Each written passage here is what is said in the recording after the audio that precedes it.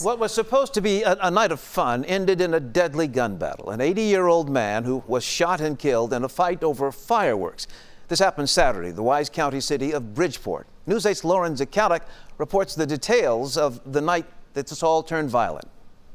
Well, the medical examiner says 80-year-old Edward Cordero, who lived in the home behind me, died of gunshot wounds to the head and shoulder. He was shot after the sheriff says he opened fire on a group of neighbors who were setting off fireworks.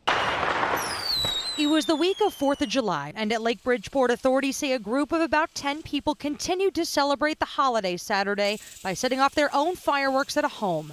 A decision that would eventually lead to a deadly encounter. It's a terribly difficult situation. Wise County Sheriff Lane Aiken said 80-year-old Ed Cordero approached the neighbors complaining about the noise, but the conversation quickly turned into an argument. Mr. Cordero said, well, I'm going to go back to my house and get my gun. And one of the members of the party that were shooting the fireworks went to his car and got his handgun. The sheriff says the investigation showed that Mr. Cordero then shot twice at the group.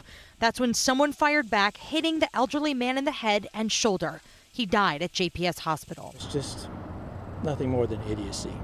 You know, if folks would have just stepped back and tried a little calmness instead of jumping to these conclusions and running for their firearms, so many things could have happened that could have prevented this shooting. No one was at Cordero's home Monday.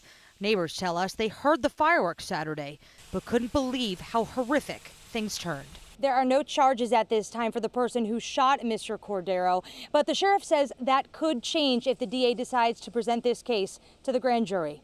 Reporting near Lake Bridgeport, Lauren Zakalik, Channel 8 News.